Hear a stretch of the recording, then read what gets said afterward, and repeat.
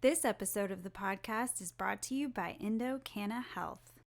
What if you had such a clear understanding of your own DNA and genetic makeup that you could make informed decisions about what type of cannabis products interact best with your system? Well, now you can with EndoDNA. EndoDNA is a simple DNA test that maps your entire endocannabinoid system and then matches that summary with the specific cannabinoid ratio and terpene profile that aligns with your unique genotype. Imagine being armed with personal information when visiting a dispensary. You'll have the power and capability to purchase products that best align to your genotype. Visit their website to purchase the EndoDNA collection kit and Endo Decoded report at endodna.com/product and use the promo code CONNECT15 for a 20% discount. Again, that's endodna.com/product and use the promo code CONNECT15 for a 20% discount. The future of cannabinoid therapeutics is here with EndoDNA. Hello again, my fellow people of the plant. In this episode of Cannabinoid Connect, I'm talking to Jage. He's the co-founder and CEO at Jage Media and Jage Media's national cannabis CPG trade show, MJ Unpacked. Prior to Jage Media, George served as the president of Marijuana Business Daily and CEO of Dope Media and was instrumental in building MJ BizCon. Mr. Jage is widely revered as a B2B growth specialist and business builder with a proven track record of identifying new markets and opportunities to scale national businesses. During our conversation, we discussed what inspired George to create MJ Unpacked, which is the first cannabis CPG trade event designed to drive both commerce and integrate access to capital. George shares what makes MJ Unpacked stand out from the rest of the industry events. We discuss transactional value and how he wants to target specific attendees and put them in a setting where they can actually get business done. Last, George shares why investors, brands, and retailers should make this event a priority. So I hope you enjoy this episode of Cannabinoid Connect as you watch or listen to my conversation with George Jage, who is the co-founder and CEO of Jage Media.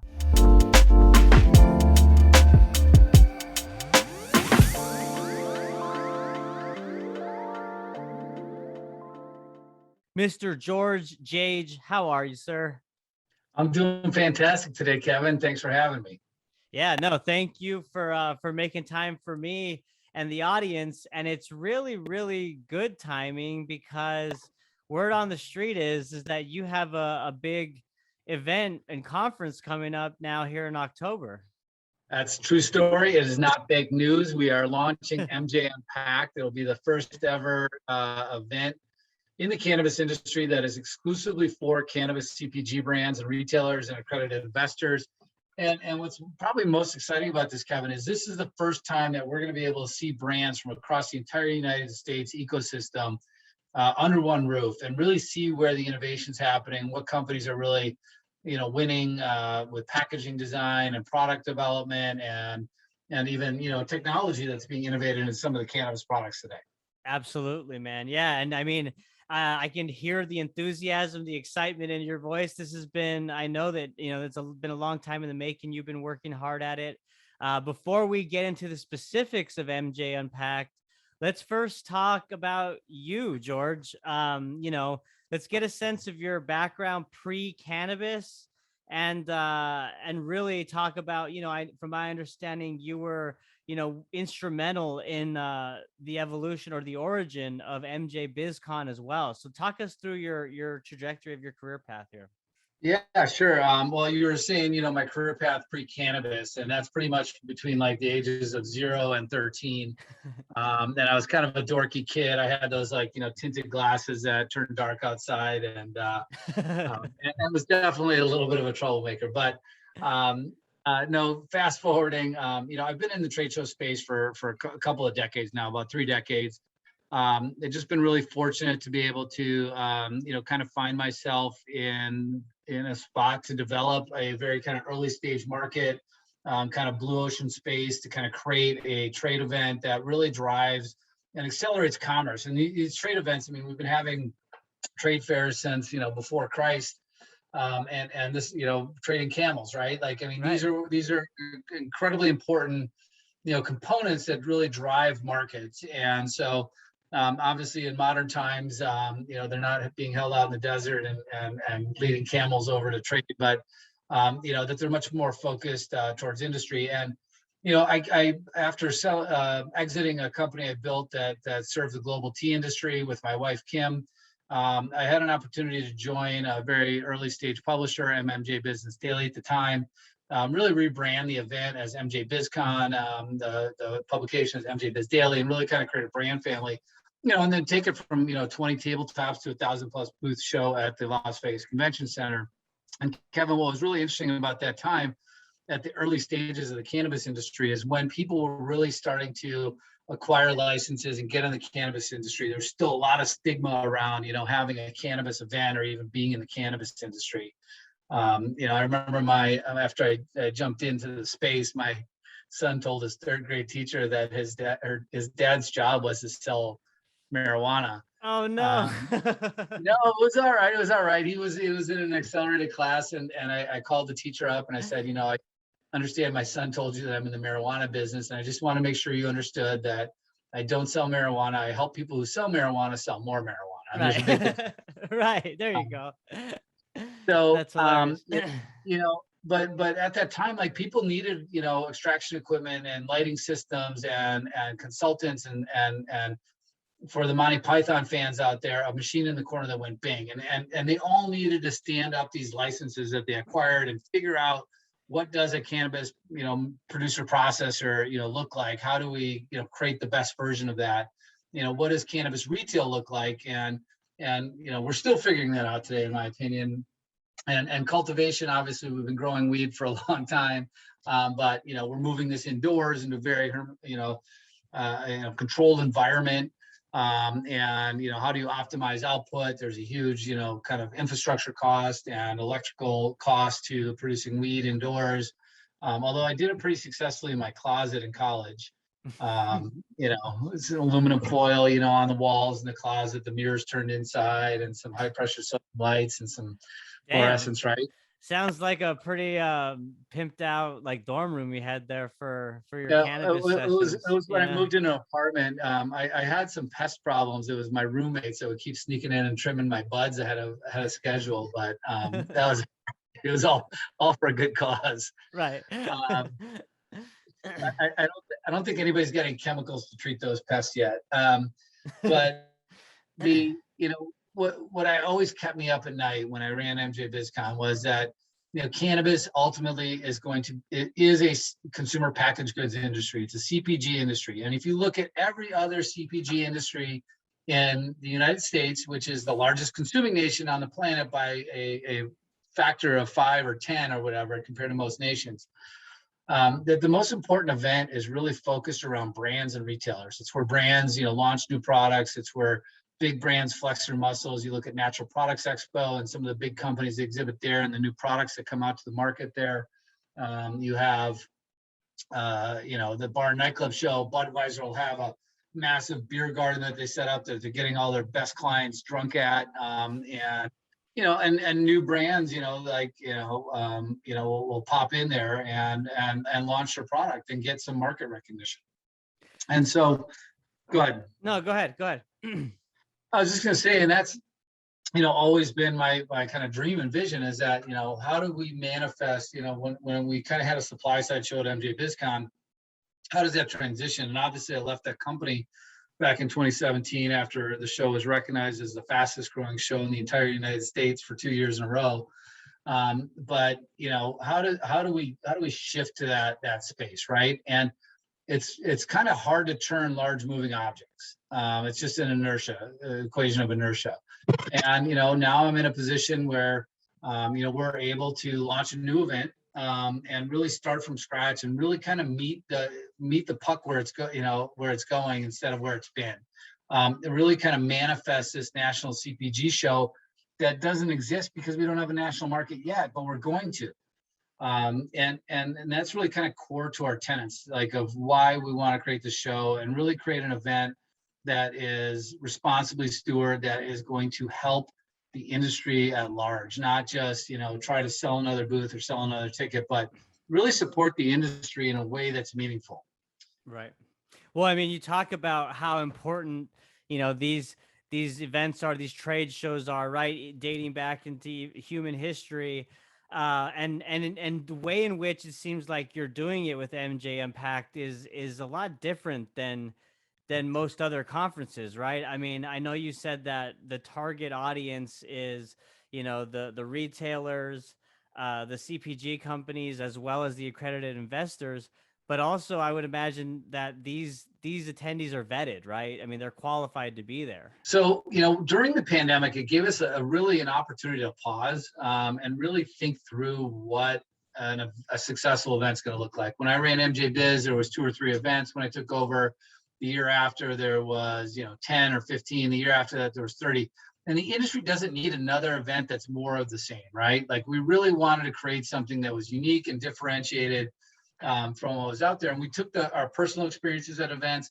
We went out and surveyed, hundreds of brand and retail executives and investors, and talked to them about what are the things they like and don't like at an event. And really, it's not revolutionary concepts, but we just actually listen to our customers. One of the simplest things is people don't want to wait in line. So we set up our registration so people could get their badges mailed to them in advance. We don't want to create a policy that's concerned about the 1 or 2 the percent of people that are going to pass their badges and be too cheap to actually pay to go to an event and want to kind of steal a registration, because it's we're creating an event that has a lot of value and we spend a lot of money to do that.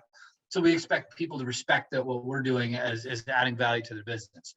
But beyond that, what we did is we wanted to create an event that had the productivity of an executive conference.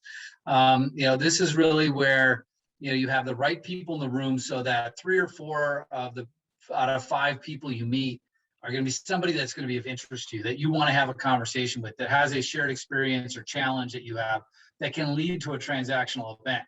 And when you go to these big pan industry shows that exist right now, nobody's qualified. You've got some that are in early market states where it's $20 to get in, and it's a bunch of people that are just kicking tires and think they might get some free cannabis. You've got bigger national events that cost $400 to get in, but it's mostly just ancillary people kind of running around trying to sell each other stuff. The licensed operators are on the vanguard of the industry. They're the ones that are winning over the consumers. So the brands are creating a trustworthy product, a transparent product. The retailers are creating an experience. They're the ones winning the consumers.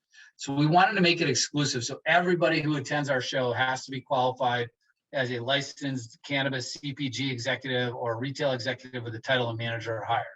We also need to know the needs set for this group is they need money. Like there's not another industry where businesses can't get a normal line of credit with a bank to cover operating expense fluctuations from time to time. They have to raise money for that. So we want to make sure that we have access to capital. And so we're also open to accredited investors. Like there's probably 70 of the top VCs in the space that are the new ones too, that are coming to our show to set up, and hold court. And they're looking at deal flow to invest in the licensed operators as probably the biggest growth opportunity that cannabis has ever seen for valuation increases. So we wanted to bring all these groups together and make it exclusive. We designed our event too, kind of to meet the moment, like brands that are exhibiting with us, they don't need to buy a $5,000 or $6,000 booth and then spend just as much setting it up. What they need is actually just exposure, and they need to be able to connect with other licensed producers in other states to expand their footprint. They need access to capital to do that. The retailers need access to capital to expand their retail license. They also need to be able to see what the market looks like. So for brands, instead of kind of forcing them into this kind of like bowling alley booth that's like row after row, we create these really cool brand showcases, and it gives our whole event like this feel of a retail shopping experience, which is kind of part of what we're trying to create, where the products are going to be on display. You can scan a QR code, you can download product information, view product videos, or whatever the company puts into their profile. And you can also direct message to brand reps and say, hey, I'm standing in front of your case. I want to invest money in your company. I want to bring your product to Oklahoma, or I want to bring your product to Missouri or Illinois or New York. And really create that opportunity so that they could not be stuck in a booth for 3 days, but they can move around the event and actually work the audience. And so I love that concept, man, because I mean, myself being, working professionally in corporate America for 10 over 10 years now, and different industries, right? Airline, telecom, B2B technology, all those trade shows, you're right. Like the majority of your time you're spent in the booth, you're hoping that people walk by, you're manning the certain area, and you're missing that transactional value, that relationship building with Right. others that are attending, right? And Yeah. it sounds like with this, that's what you're really trying to promote. You're trying to promote that relationship building, as opposed to, the worrying of your booth and what's in it, and all the stuff, the headaches that go Well, with it. we do have some traditional booths. We have some larger booths, but we created kind of an easy button around, kind of like creating like kind of turnkey space so that they can kind of provide us graphics. Their booth will be set up and it'll look great.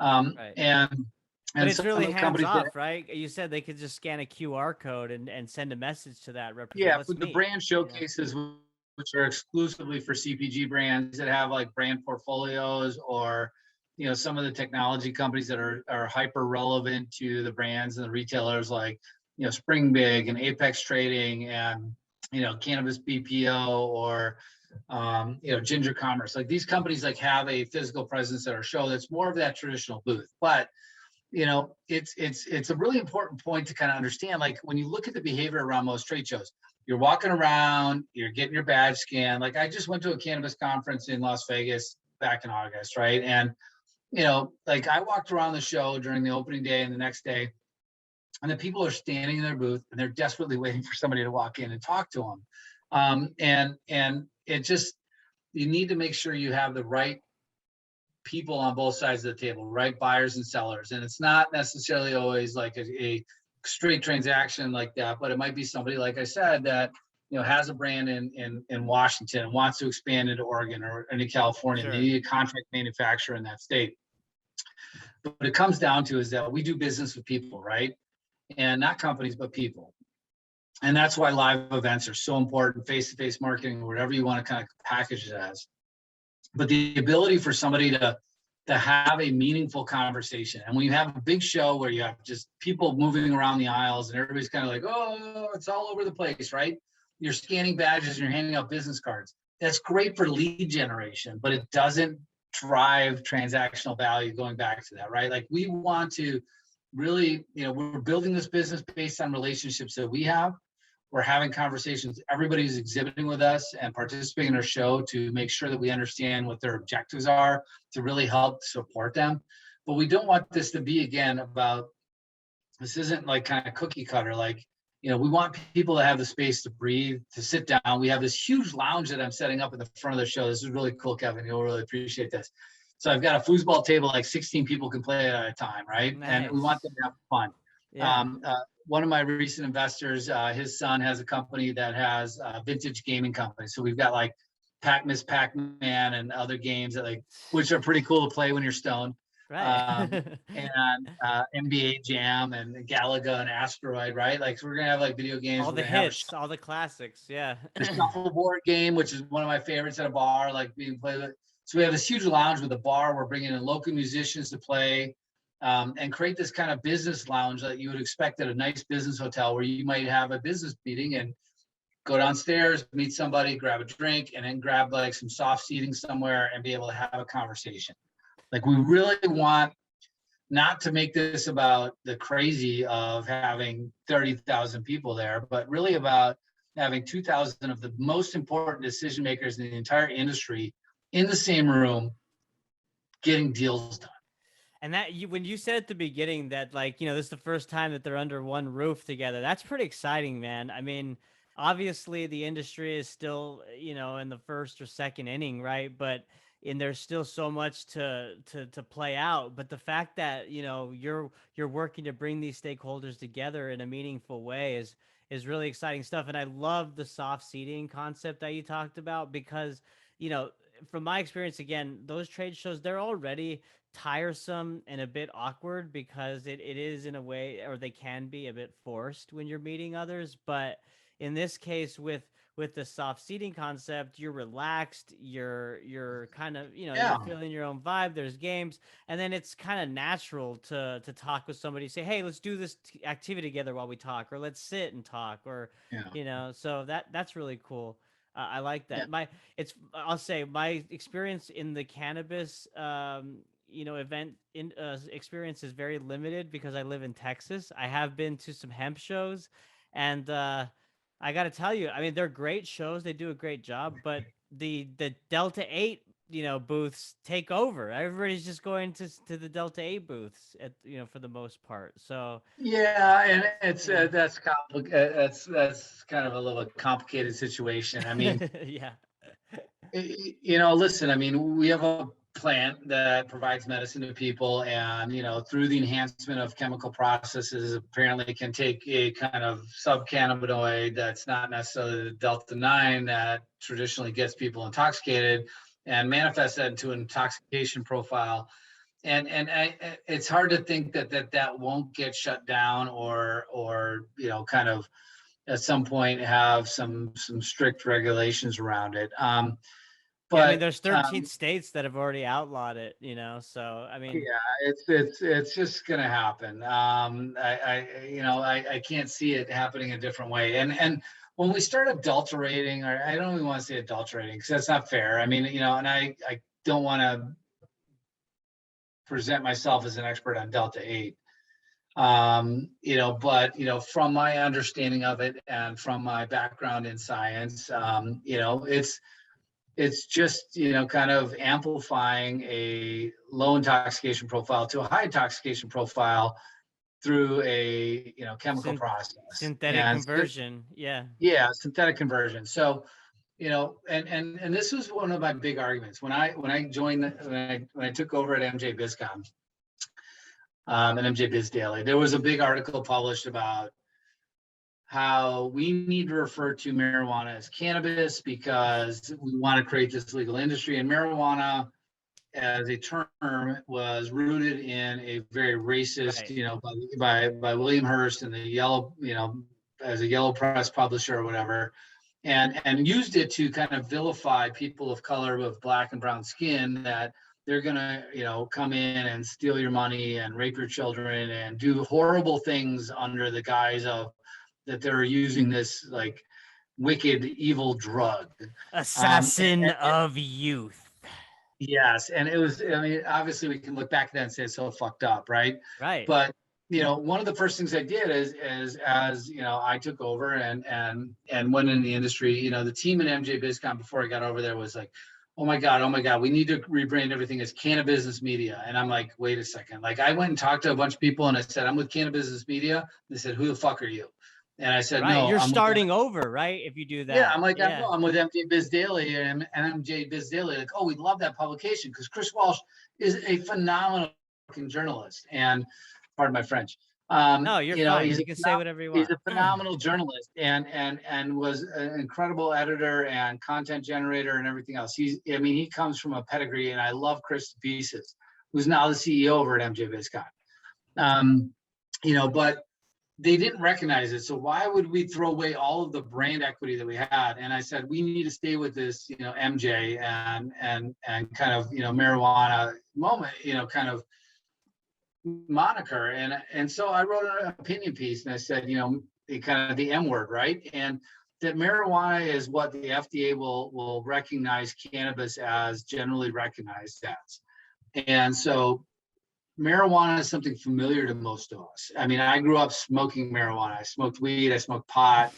I smoked these things, right? And they made me feel good, and I enjoyed gas. You smoke fire. I didn't experience the horror of what William Hearst did with like kind of vilifying these people around marijuana, spelled with an A, back in the 1920s.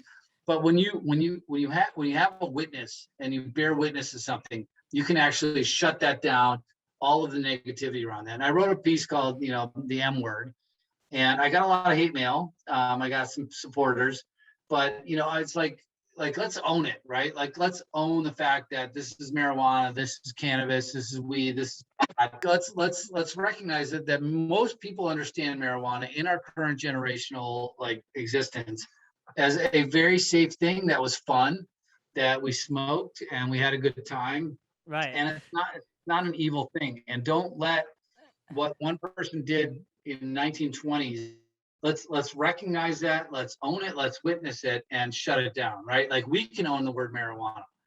Right. And I think We can kind of rebrand it or kind of, use it in a different context as how we see. It's interesting. What you're saying. So first off, I'm curious. When you wrote that piece, what year was that? 2014. Okay, because I was gonna The say if you first got response was, oh great, another asshole coming into our industry. so I was gonna say if that was 2014 and you were getting hate mail then, can you imagine if you wrote it now? Because of just of how sensitive people are and the different opinions that are out there. But what the point you bring up is interesting because it's really what we're kind of living through right now, even outside of the context of cannabis. It's this recognizing of ugly history and then wanting to in some way either erase or rewrite that history. And Yeah.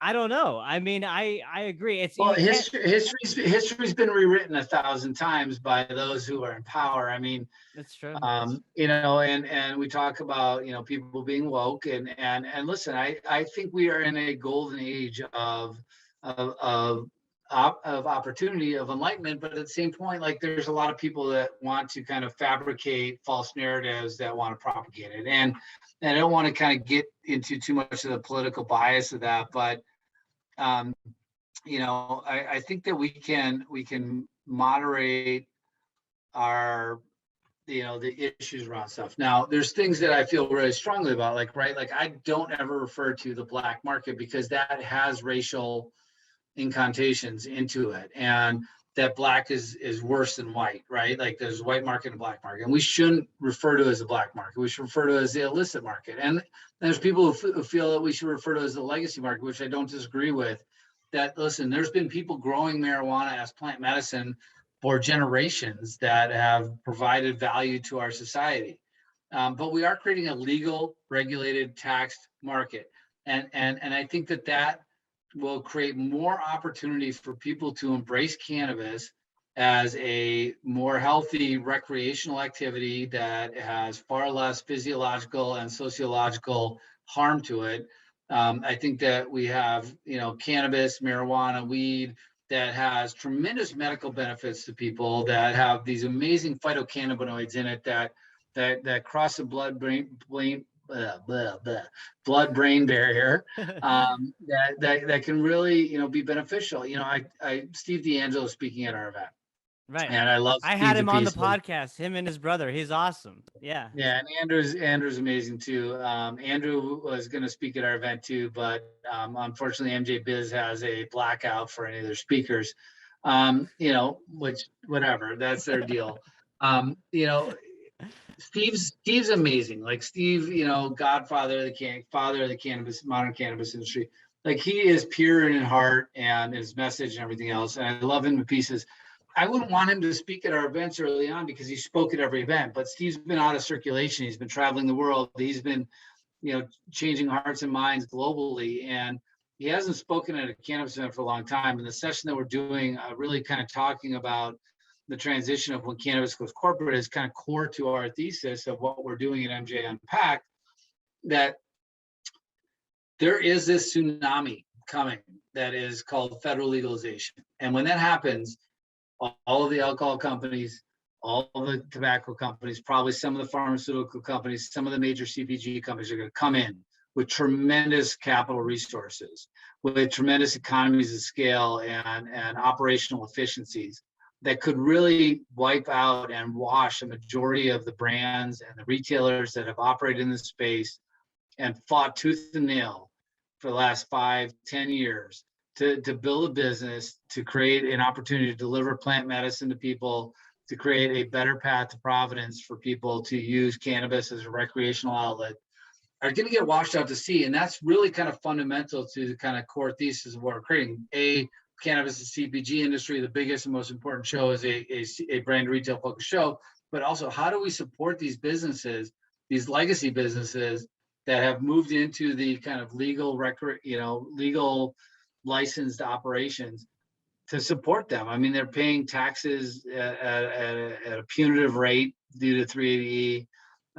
Banking's been a challenge, and these are some of the most difficult businesses to operate. So we want to make sure that these entrepreneurs, these idealists, these pioneers have just as equal of a chance of being the next Seagram's or Bacardi or Anheuser-Busch of cannabis that Anheuser, Seagram's, and Bacardi have. We don't think it's fair that this industry can get just washed out by creating a corporate structure of feeding the masses a very mediocre product. There's so many awesome products out there. We want to lift them up. We want to help them have access to capital. We want to help them prepare for that tsunami that's coming. It's coming. It's like Thanos from like the Marvel series, right? Like it's inevitable. That's right. It's gonna happen. It's not a matter of if, it's a matter of when. That's right. Right. And we could speculate and pontificate for hours on when that is, but it'll happen when it happens. And maybe we get a better form of government and better legislators that actually recognize that an overwhelming amount of Americans want to see a legal cannabis industry that creating some type of federal program or descheduling that allows states to form interstate commerce pacts is really just a normal thing that should happen. It's Right. what the people want. Right. Yeah. 92%, in fact, want that. But no, I totally agree with you. It's going to happen. And it's good that you're providing that type of, event and networking opportunity for those different stakeholders from each side, the accredited investors, the retailers, the CPG companies, like you said, to really promote their product, talk about their needs, and get them under one roof, get them to talk and meet with one another, because again, we're so at the forefront of this industry that it's huge. So George, let me ask you, I'm going to leave the floor with you. You've got your elevator pitch here, man. Why should investors, brands, and retailers make this event a priority? You've already touched on some key points, but let's wrap it up into one elevator pitch. I'm sure that you've been doing this quite often lately. So Yeah, I probably have. But part thank you. And part of why we're creating this and part of the reason that we're holding it the exact same time that MJ BizCon, the show that I built before, is being held is that, it's really that so many of the brands and the retailers and investors are going to Las Vegas. One of my top priorities when I ran MJ BizCon was to make it a must-attend event, but they don't actually go to the show. Like light bulbs and label makers are not what they need to see. They're there to get deals done, and they need the space and they need the environment to actually, provide that opportunity. And instead of everybody being holed up in suites or absconding a lobby bar, we can provide an event environment that is both conducive and productive to their primary needs and just creates massive efficiency for their time. Our conference program is hyper focused on the needs and kind of challenges of brands and retailers in the market. And because we're at an executive level, those conversations are very open. They're very, supportive of finding solutions that everybody's kind of working on a macroeconomic level instead of kind of competing on a sales level. So, the reason I think people should attend MJ Unpacked is because, quite frankly, the industry deserves a better event, and this is it. boom. You heard it here first from the man himself, George Jage, co-founder and chief executive officer at MJ Unpacked. My man, I really enjoyed talking with you today. Where can people find y'all's website and social media if they want to learn more as the event quickly approaches this month? Sure. So people can go and learn more about our conference program, our agenda. They can register to attend at www. I always feel so old when I say www. mjunpack.com. We also have a content platform called MJ Brand Insights, and I always will shout out. I have Kim and I have one of the most amazing editors in the entire universe, Felicia Rogers. She has just done an amazing job building some phenomenal content that's really actionable and really delivers value to those brand and retail operators in the space. And so please sign up for our email newsletter and come visit our content platform at mjbrandinsights.com. We'd love to see everybody in Las Vegas, actually just the retail and brand executives and accredited investors for our event. We'll be in New York in May of 2022 and back in Las Vegas in the fall of 2022 as well. Awesome.